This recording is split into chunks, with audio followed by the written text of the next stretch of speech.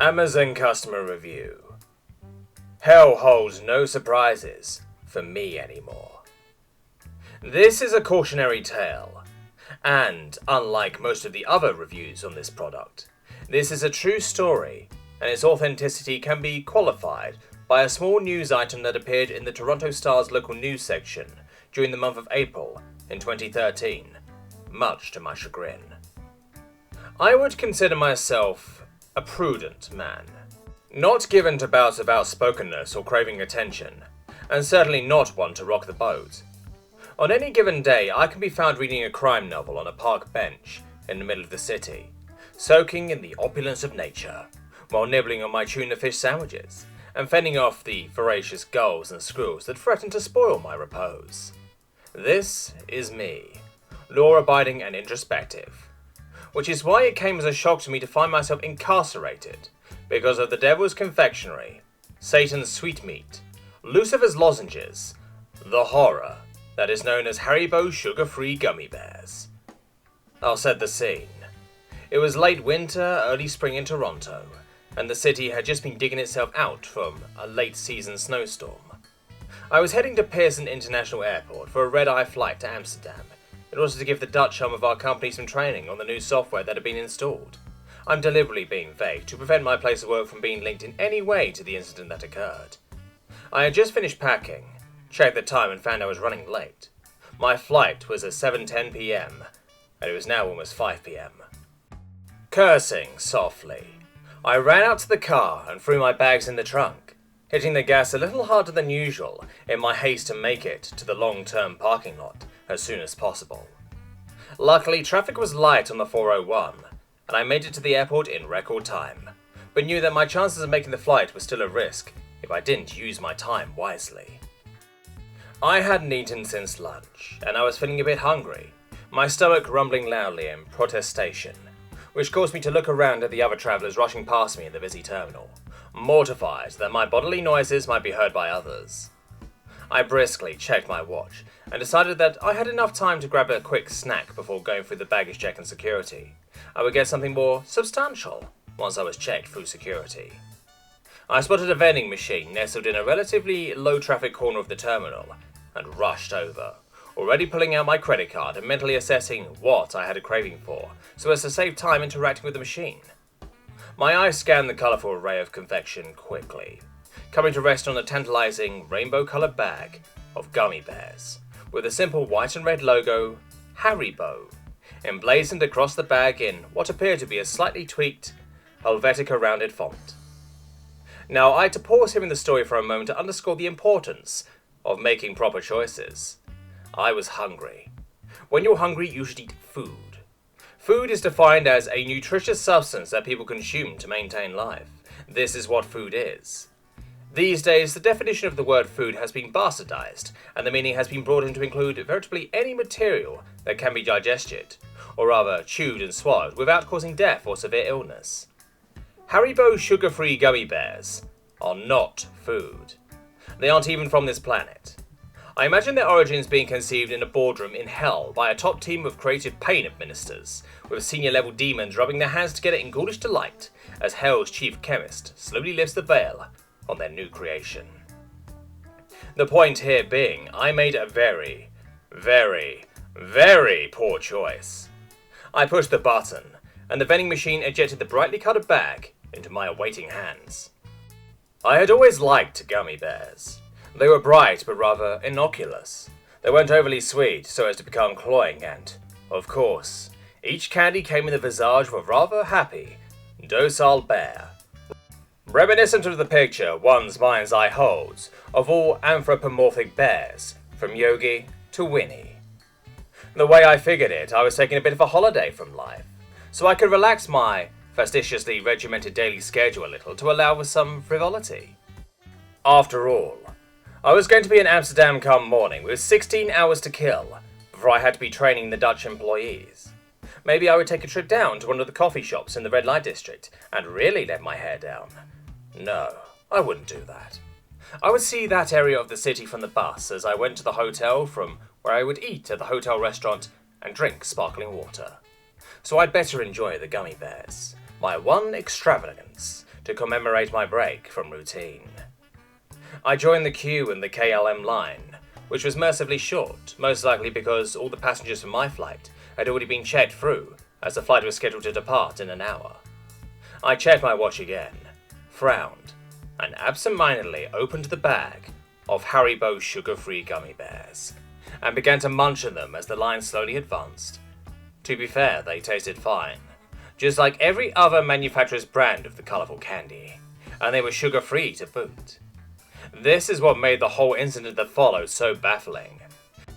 If they had tasted off or different, I most likely wouldn't have continued to shovel them into my mouth absent-mindedly while daydreaming about what I would order to eat from room service in my hotel in Amsterdam. As I gave the attendant my e-ticket and she weighed my bags, the first of the pains began in my stomach. I thought nothing of it at first, chalking it up to the fact that I needed something more substantial than gummy worms to tackle my hunger. But over the course of the next 5 minutes, the shooting pain began to come in more rapid succession. At this point, I had my boarding pass printed, and rubbing my stomach a little, I proceeded to security. I briefly entertained the thought of trying to find a restroom before going through security. But at that point, my discomfort was manageable, and I didn't think it was going to get any worse. Certainly not within the amount of time it would take to clear security. I joined the line and started fishing for my passport to present to the agent checking tickets. I felt a thin sheen of sweat break out on my forehead and underarms, and my features flushed for a moment as a wave of heat washed over me. I didn't pay it much heed, as going through security always caused me great anxiety, and I chalked it up to pre-flight jitters. It was only as I stood face to face with the agent and handed her my passport and ticket that I had a glimpse of the agony that was about to begin. I felt like time rippled for a moment, as if my consciousness buckled, so intense was the pain that fired from my bowels. I grimaced spastically and emitted a low moan, and felt myself take an involuntary step sideways. Stars shot through my head briefly, and my vision blurred and then snapped back into focus. The agent was staring at me with slight consternation and asked me if I was alright. I pulled myself together, stood up straight, and declared that I was fine, mortified that I had a lapse of decorum not only in public, but at the security clearance in an airport. As I fumbled off my belt to go through the metal detector, the pain in my stomach increased, and I practically had to sit on the floor to take my shoes off, terrified of what would happen if I bent to the middle to do so. It was becoming increasingly more evident to me that this wasn't just a stomachache. No, this was something much worse. As a child, I had had a bout of diarrhea after a trip to Mexico with my family. I remember the feeling of nausea that swept through me before my child self had surrendered to the gas pains and parked myself in the toilet for an hour, shitting until I felt like I didn't have any bones left. And that was how I was feeling now, with several key differences. The pain was worse. The sense of an impending bowel movement was so formidable, it gave me temporary amnesia, and it took all of my willpower, all of it, to clench my butt cheeks together to prevent my sphincter from exploding. A sudden shock of pain racked my body, and I half wondered if I was going to give birth to a Tasmanian devil. The crazy, fever-induced image of said cartoon animal chasing Bugs Bunny through the splashy, volcanic shit kettle that was my stomach caused me to elicit a short, maniacal bark of laughter as I approached the metal detector, a wild, distant look in my eyes. Sweat now beginning to pour off of me like a long-distance runner in Kenya. The security agent on the other side of the detector shot a quick glance over to our co-worker, who narrowed his eyes and made a subtle movement towards his holster. My breathing became uneven as I entered the metal detector, and I realized with alarm that I had taken off my socks without even registering it, and one of my shirt tails was untucked to the front. I held my breath, my eyes bulging dangerously from my head as the machine scanned me. As I shakily moved forward towards the agent for a pat-down, my stomach began to elicit sounds that can only be described as otherworldly. It started off a sort of bubbling sound heard from afar, and grew in pitch and intensity at an alarming rate. My jaw dropped in shock, as what I can only describe as the sound of an agonized wailing alley cat in heat, with a persistent Doppler effect added to his voice, emitted from some nether region of my intestines. The officer's eyes widened in alarm, and she kept her eyes glued to my stomach as she thoroughly patted me down. As she reached my shins, I felt my innards suddenly expand and plummet towards my rectum. With cat-like reflexes, I squeezed my sphincter shut with what seemed like nanoseconds to spare. And I knew that if I didn't get to the bathroom immediately, I would shit myself. With a Herculean effort and all the strength that I could muster, I forced my butt cheeks together, knowing that one false move would open the floodgates. I began to walk like a duck, trying to remain as inconspicuous as possible, not even caring now what other people were seeing in front of them. A dishevelled, barefoot, 40-year-old businessman, red-faced and bulgy-eyed, sweating profusely, shaking slightly and walking without bending his knees. With single-minded intensity, I grabbed my carry-on, shoes and socks from out of the plastic tub that had passed the X-ray inspection, and without putting anything back on, I turned on my heels with the intention of finding the nearest restroom and slowly dying there, one squirt at a time. But that's not what happened. I turned to go, and found myself staring at 3 armed agents who stopped me and asked if I would follow them. "Why? What's the matter?" I stammered, wincing slightly as the actor's speech seemed to strain the tenuous and extremely fragile truce I had negotiated between my bowels and the tempest that raged within. "I have to go to the bathroom right now," I pleaded. "Just follow us, please," they said, leaving no room for argument. The other travellers clearing the security checks stared with curiosity and revulsion at the spectacle unfolding before them, whispering amongst themselves and hurrying to pack up their belongings and get as far away from me as possible, no doubt assuming that the airport had now some sort of domestic terrorist. If I hadn't been feverishly trying to hold back the eruption of Mount Vesuvius, I likely would have died of shame. With each step I took towards the room that they ushered me into, I felt that my legs would give away.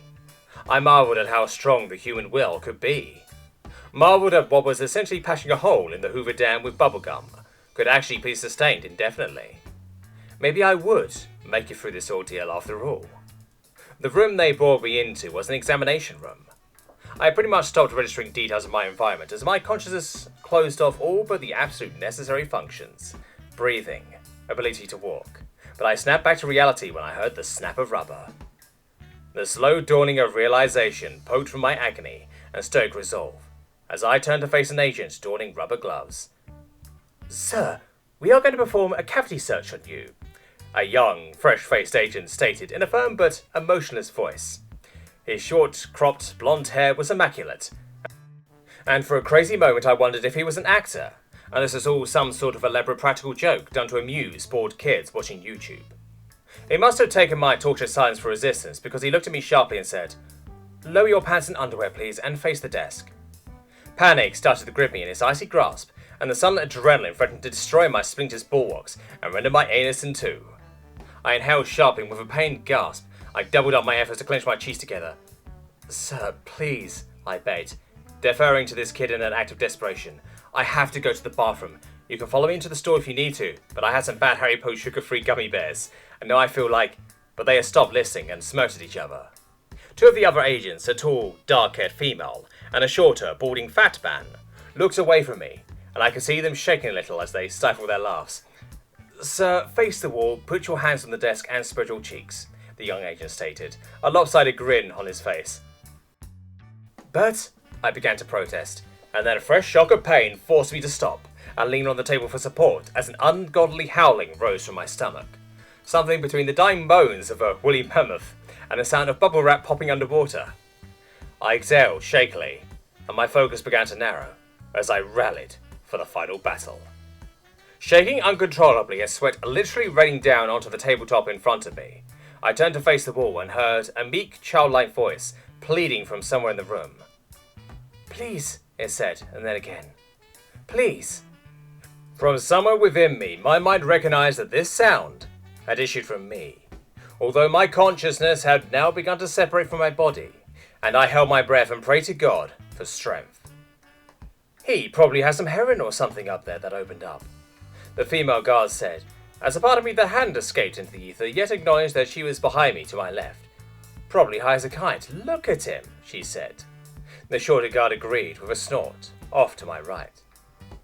"Spread your cheeks," the young agent said, his voice directly behind me and lower than the other 2. "And bend over."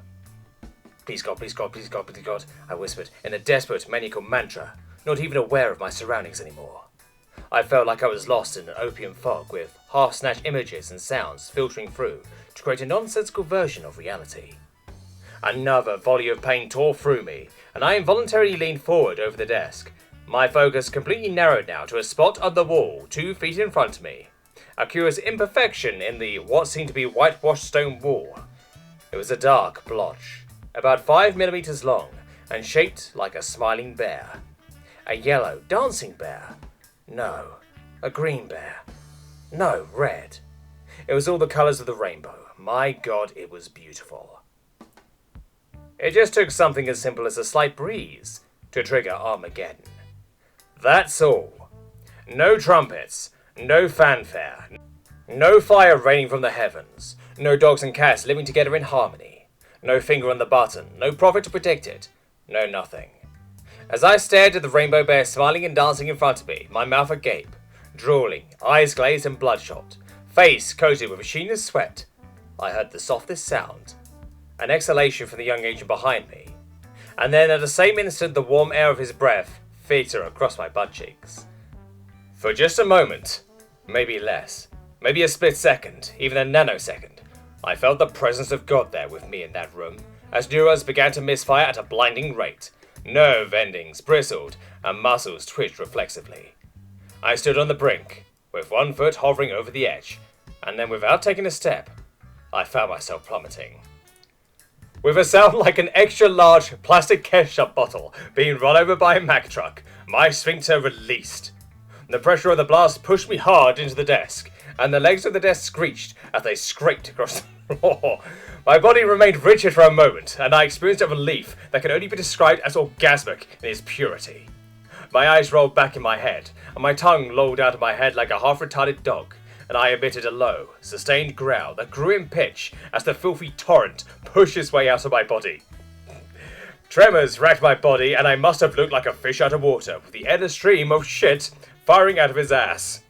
Other sounds and sensations started to filter in now, as my consciousness began to materialize once more. The muffled scream of a dungeon filled with prisoners near death radiated from my stomach. The rushing sound of liters of liquid trying to escape through an aperture too small to accommodate it all at the same time. The omnipresent sound of chunky liquid splattering against a hard surface with great force. The high-pitched screaming of a woman's voice calling out to God. Another voice sobbing uncontrollably, imploring to make it stop. And my own ecstatic, monotone wail. When my ordeal had eventually run its course, I was left panting for breath and wobbly-legged, half crying, half laughing with relief, barely lucid and feeling as if I had birthed an elephant. My colon felt like someone had poured chili sauce all over it, and then sent in a colony of fire ants to eat it. Through my sobs I heard the sound of dripping, like when the sprinklers are eventually turned off after an office fire, or after a thunderstorm when the willow that overhangs a pond continues to rain down long after the sky has stopped. From behind me the sobbing continued, and I heard someone trying to speak into a walkie-talkie, but nonsensical words were all that the man could speak, which sounded like the ravings of a lunatic. With great relief, I slowly pulled myself off the table, legs trembling, my stomach eliciting one last sound, a loud, prolonged gas bubbling that eerily resembled a pig orgasm. I slowly turned my head to survey the devastation, and in that instant, if I had had a pencil or some other sharp object, I probably would have gouged my eyes out in revulsion. And the smell. The smell was enough to drive a man insane. It was the stench of rotting potatoes mixed with sulfur and ammonia, cooked in a broth of chicken feces, and left to age for 2 weeks in a yeasty stew at the bottom of a French outhouse. After half a whiff of this ghoulish brine, I immediately stopped breathing through my nose, but the taste was to remain in the back of my throat for months to come. The young agent had taken the brunt of the foul witch's brew, and at first I couldn't process what I was seeing. I thought somehow the young blonde kid had been spirited away and replaced by a brown golem, or an ATV rider that had spent the better part of a day driving through every mud puddle he could find after a torrential downpour. With some degree of compartmentalization, I came to understand that for some unfathomable reason, this kid hadn't moved, or hadn't been able to move, through the entire fecal deluge. He had weathered the entire assault head-on, like some sort of hero from Greek mythology. I had given this poor schmuck a one-man shit bukkake that would make a Brazilian pornographer retch with disgust, and he was still in the same position he must have been for the moment of first impact. I tried to comprehend how he must be feeling, what he must be going through psychologically, but it became evident very quickly that he had become very broken. No doubt forced so deeply within himself once the fire hose had been turned on, that there was little to no hope of him ever coming back from it, certainly not without extensive psychotherapy or a lobotomy. I looked beyond his quivering, catatonic, crouched form to see a perfect outline of him cut out on the white wall behind him, either side filled in with a dripping, opaque layer of alternatively pulpy and runny fecal stew. I noticed two quivering masses at either extremes of the room, and realised they were humanoid in form, although the caterwauling that was coming from these broken creatures was just blubbering gibberish. And this was the tableau that was burnt into my mind's eye for eternity. Needless to say, I missed my flight. In fact, the next week is a blur. I have vague recollections of an army of hazmat-clad figures looming through the brown landscape of the soiled room, the slopping sounds of rubber boots squelching in puddles of fetid detritus, uncontrollable wailing and animal-like sounds issuing from the mouths of creatures that had been traumatized beyond their capacity for being put back together. The complete loss of sensation from my waist down as I was rolled through the room on a waterproof gurney, its wheels struggling to surf on top of the shit-soaked floor. I spent a week or so at the hospital, enclosed in a well-ventilated, sealed room, with suited doctor coming in on the hour to monitor my vital signs as they tried to rehydrate my body. I had apparently expelled every available drop of water from my body that was possible to sustain life without for a short period of time. All of my clothes were incinerated in the hospital's crematorium, and the soiled bag of Haribo sugar-free gummy bears was never recovered. This is my story. It is inconceivable to think that this kind of product can be sold legally and be misrepresented as food. I was lucky. I survived. But as for the families of the survivors and the survivors themselves, they will forever live with the trauma of the events that took place at Pearson International Airport on that snowy day in April 2013. But I began to protest, and then a fresh shock of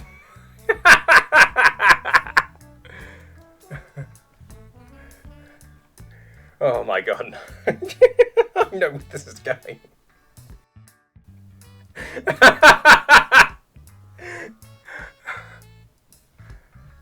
From somewhere within me, my mind recognized that this sound had issued from me. Although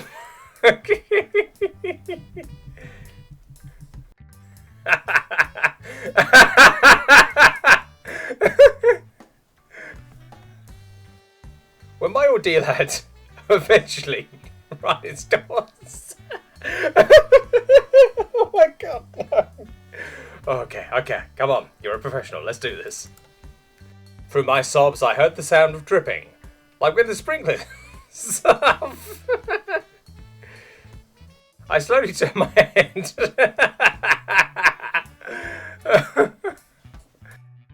I thought somehow the young blonde kid had been spirited away and replaced by a brown golem, or an ATV rider that had spent the better part of a day driving through every mud puddle he could find after